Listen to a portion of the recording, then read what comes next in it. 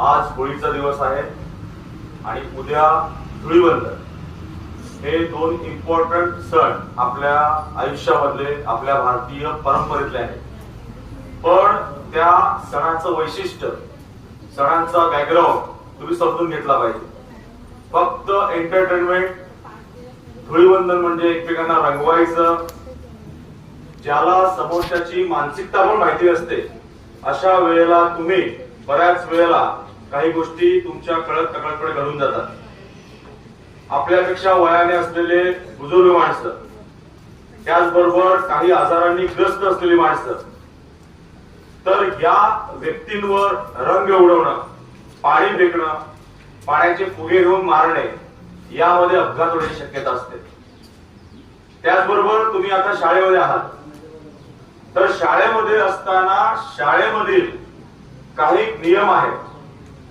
तर इथे तुम्ही होळी खेळल्यामुळे शाळेचं वातावरण बिघडतेच, पण त्याचबरोबर तुमचा सुद्धा मानसिकतेमध्ये परिणाम होऊ शकतो। बऱ्याच वेळेला होळी आणि रंगपंचमी याच्याबद्दल बरेच गैरसमज आहेत। आम्ही काहीही करू शकतो, कोणालाही रंग लावू शकतो, हा संपूर्ण परिणाम आपल्या आजूबाजूला असलेल्या फिल्म इंडस्ट्री, बॉलिवूड किंवा तुम्ही जे रील बघता त्याचा प्रभाव आहे। आजच सकाळी जेव्हा सोशल मीडियावर काही पोस्ट मी पाहिल्या आणि स्क्रोलिंग करत असताना असे काही व्हिडिओ आढळले की जे व्हिडिओ तुमच्यासाठी पाहण्यासारखे नाहीये या वयामध्ये, किंवा आमच्या सारख्याने सुद्धा पाहणं ते अयोग्य आहे।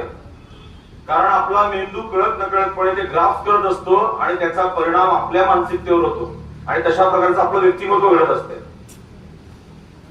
तर या रंगपंचमीमध्ये, या धुळीवंदनामध्ये आता तुम्ही जेव्हा शाळेतून बाहेर जाणार, तो सण तुम्हाला साजरा करायचा आहे, त्याच्यामध्ये परंपरेने तुम्ही जी एन्जॉयमेंट, मजा करणार आहे ती कराच, परंतु आपल्या वयाचं भान सुद्धा ठेवू द्या।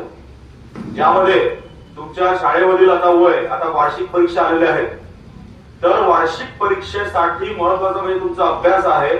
थोडक्यात मी गेल्या वेळेला पण तुम्हाला सांगितलं होतं, एंटरटेनमेंट, मनोरंजन आणि तुमचं कार्य म्हणजेच तुमचा अभ्यास। तर या वयामध्ये अभ्यास आणि एंटरटेनमेंट यांचा जर बॅलन्स ठेवला तुम्ही, तरच तुम्ही यशस्वी होणार आहात। सण खरोखर एन्जॉय करा, कुटुंबाने एकत्र आलं पाहिजे, शेजाऱ्यांनी एकत्र आलं पाहिजे, समाज या निमित्ताने आपण एकत्र येत असतो, तर सण एन्जॉय केलाच पाहिजे, पण त्याला काही मर्यादा सुद्धा ठेवल्या पाहिजे।